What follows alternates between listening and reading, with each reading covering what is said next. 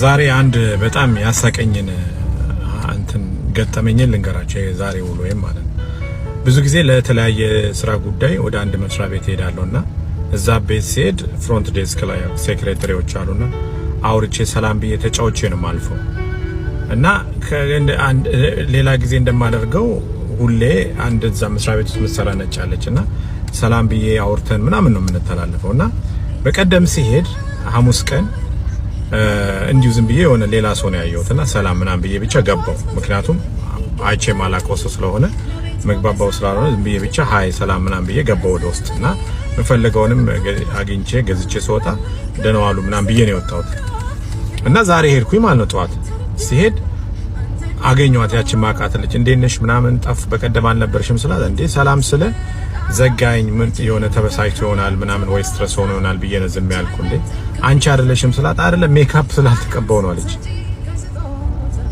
በጣም ነው ያሳቀኝ። እንዴ ማለት ስላት ሜካፕ ስላልተቀባው ነው። ለካ ሜካፕ ተቀብታ ነው እኔ ማቃትና ሜካፑን ሳትቀባ ቀርታ ሌላ ሰው ነች። እና በጣም ነው የገረመኝና ሜካፕ እንደዚህ ይሄን ያክል ሰው ይቀይራል እንዴ ምናምን ብዬ በጣም ገርሞኝ እኔ በቃ ሳኩኝ ማለት ነው። እና አሁን ለማግባት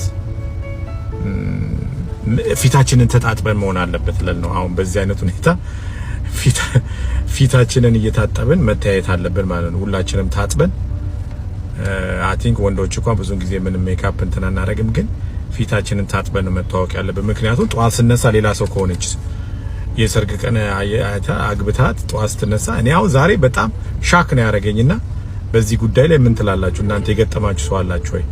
እኔ በጣም ነው ያሳቀች ልጅቷ። እኔ ነኝ እኮ ሜካፕ ስላልተቀባው ነው ስትለኝ በጣም ነው ያሳቀኝ። ሙሉ ለሙሉ በእውነት ነው የምላችሁ ሌላ ሰው ነው የሆነችብኝና ይሄን ለማለት ነው የዛሬ በጣም ያሳቀኝ ገጠመኝ። ደህና ዋሉ።